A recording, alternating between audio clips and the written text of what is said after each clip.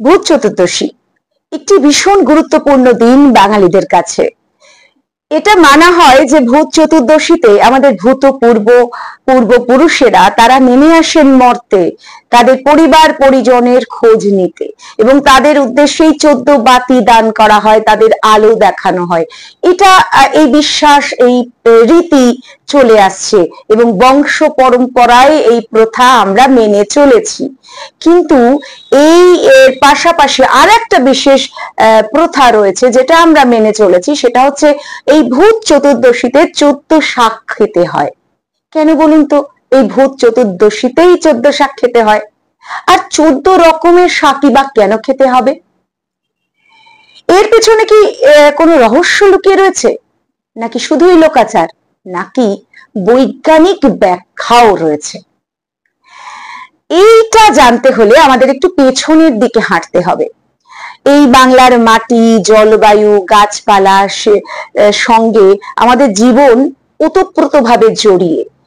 আগের দিনে যদি একটু খোঁজ নেওয়া যায় তাহলে জানবেন যে যখন রোগ নিরাময়ের জন্য এই সমস্ত প্রকৃতি থেকে এই গাছ গাছালি, শিকড় বাকড়, পাতা, এই সমস্ত দিয়ে অব্যর্থ ওষুধ তৈরি হতো, যা কিনা ভীষণ ফলদায়ক হতো। সেটাই এই সময় মানে পুজোর পর পর যখন শীত আসন্ন, মানে হেমন্ত সময়টা, যে ক্ষণস্থায়ী সময়টা, সেই সময় না আবহাওয়া পরিবর্তনের সঙ্গে সঙ্গে মানুষের প্রত্যেক ঘরে ঘরে জ্বর, সর্দি, কাশি, একটা ভীষণ শরীর খারাপের রোগের প্রকোপ দেখা দেয়। এবং এটা বর্তমান সমস্যা নয়, এটা আগে থেকেই হতো। সেই সময় লোকজনেরা সেই সময়কার যা ফসল, উদ্ভিদ, শাক, লতা পাতা, সেগুলোই খেত এবং সেটা থেকেই তাদের রোগ নিরাময় হতো এবং সুস্থ থাকতো। বিশেষ করে এই সময় যদি আমরা দেখি যে নিম, জয়ন্তী, কালকাসুন্দে, সরিষা, এই সমস্ত উদ্ভিদ ভীষণ জনপ্রিয়।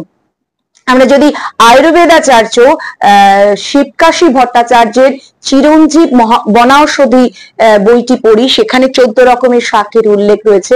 কিছু ক্ষেত্রে মতান্তর রয়েছে, তবুও ওল, কেউ, বেতো, সাঞ্চে, তারপরে কালকাসুন্দে যেটা বললাম, সরিষা, এরকম আরো হিলঞ্চ, এরকম 14 রকমের শাক, যা কিনা এখন অত সহজে পাওয়া যায় না, হয়তো গ্রাম বাংলার দিকে খুঁজলে পাওয়া যায়। আমরা তো চিনি না, অনেকে বাজারে 14 শাক বলে যেগুলো বিক্রি হয় সেগুলোই খাই। তবুও এই প্রথা চলে এসেছে। আসলে প্রকৃতির মধ্যে লুকিয়ে রয়েছে সমাধান, এবং সেটাই খুঁজে নিতে হয়, সেইটাই একটা প্রথা হিসেবে বয়ে আসছি আমরা। আর এই বিশেষ তিথি মানে চতুর্দশী তিথিতেই কেন খাওয়া হয়, এটা নিয়েও অনেক প্রশ্ন।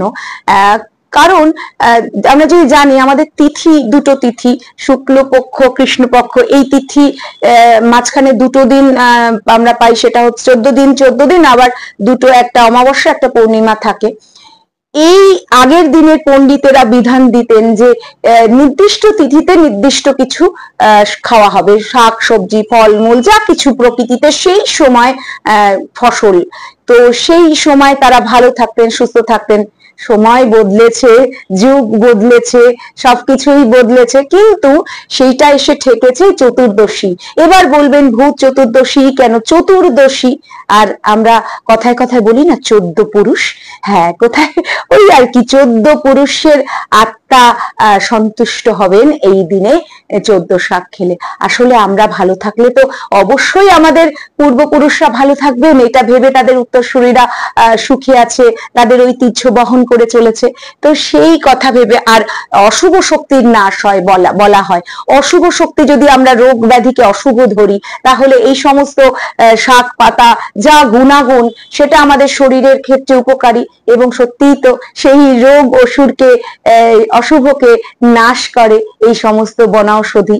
তো সেই সব মিলে মানে খানিকটা বিশ্বাস, খানিকটা ভরসা, খানিকটা লোকাচার, খানিকটা ধর্ম, সব মিলিয়ে মিশে এই প্রথা বয়ে চলেছে, এবং আমরাও এই ঐতিহ্য বয়ে নিয়ে চলেছি। বদলেছে অনেক কিছুই, কিন্তু কিছু জিনিস আজও রয়ে গিয়েছে। তেমনি এই 14 শাক, 14 প্রদীপ আর ভূত চতুর্দশী উদযাপন।